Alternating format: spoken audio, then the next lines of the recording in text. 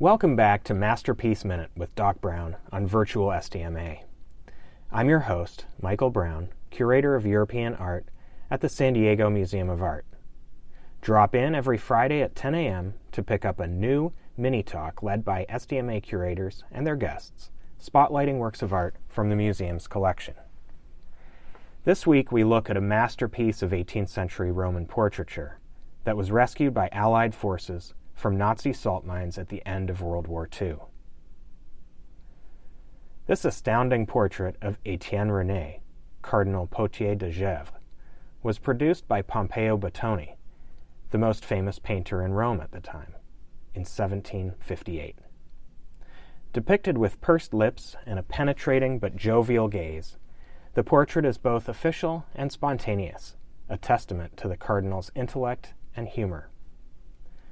Batoni presents the cardinal in a magnificently detailed white lace roché, covered by a rich scarlet elbow-length cape called a mozzetta. He also wears the cross of the Order of Saint-Esprit, the Holy Spirit, France's highest chivalric order, which he received in part because of his role in Rome electing the new Pope, Clement XIII. The Batoni was among thousands of works of art acquired by the Nazis in the 1930s and 1940s to fill Adolf Hitler's planned Führer Museum in his hometown of Linz, Austria. Nazi art collection was highly organized and strategic.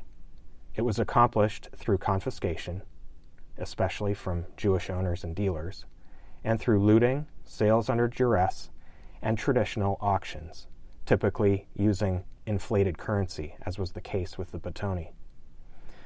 We know that the portrait was destined for Hitler's museum, which was never built thanks to the Allied victory in 1945, as it still bears the Linz inventory sticker number 3025 on the back of the painting's wood stretcher. The Batoni was recovered by the Allied officers of the famed Monuments Men Division, along with works by Vermeer, Michelangelo, and Jan van Eyck from the same salt mine at Alt-Aussee. The Batoni was restituted to France immediately after the war. In 1943, President Roosevelt authorized the creation of the Monuments, Fine Arts, and Archives program, whose mission was persistently supported by General Dwight D. Eisenhower. Divisions such as the 101st Airborne, the Screaming Eagles, helped protect the 345 men and women volunteers from 13 countries, which included the U.S., UK, Canada, Australia, and Belgium. The MFAA was active in the European, Mediterranean, and Asian theaters, and was the world's first official wartime program to protect cultural property. The Monuments men and women were university professors, artists, conservators, and museum curators, some of whom would go on to become directors of major U.S. art museums. These soldier scholars knew from their studies the rightful owners of the works and where they had originated, whether museums or private collectors.